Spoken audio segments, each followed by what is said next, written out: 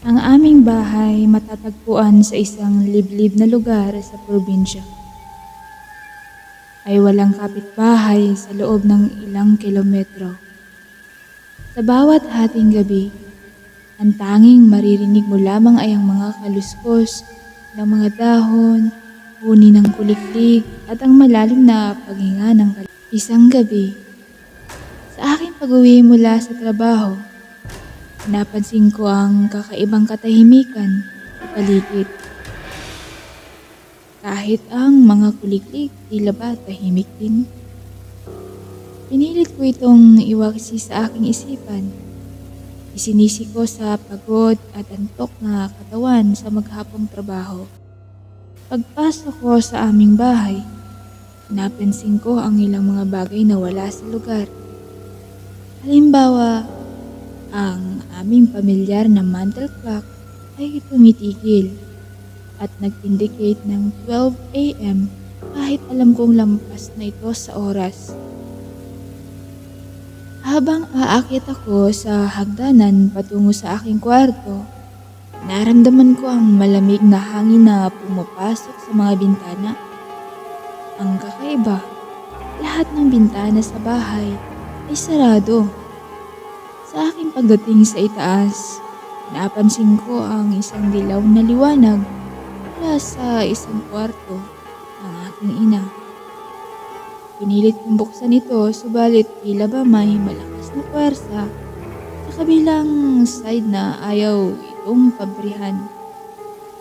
Sa wakas, pagkatapos ng ilang minuto, ito'y bumukas.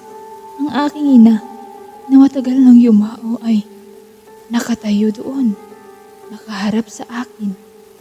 May dalang lumang kandila at ngumiti ng malamlam.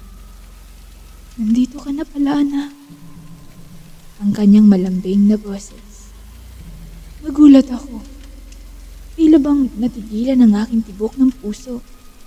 Alam kong hindi totoo.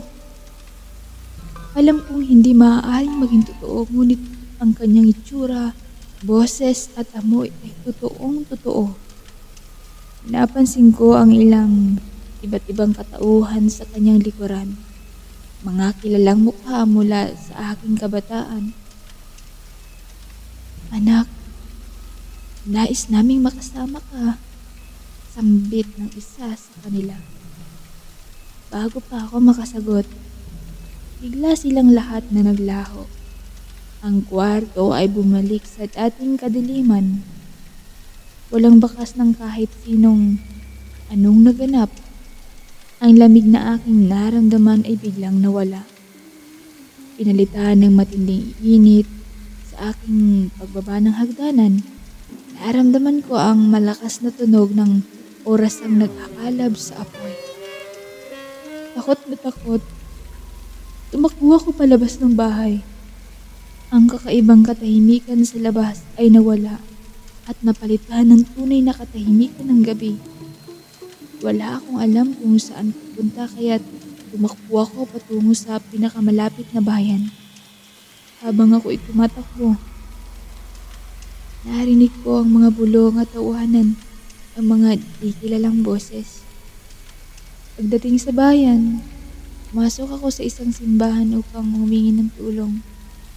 Doon ko nakita ang pari na agad akong binigyan ng kanyang proteksyon. Sinabi niya na baka ang bahay ay pinamumugaran ng mga kaluluwa. Pinayuhan niya ako magkaroon ng paglilinis espiritual. Ang mga sumunod na araw ay puno ng dasal at ritual. Sa tulong ng simbahan, nalinis ang aking bahay at nawala ang mga kakaibang pangyayari.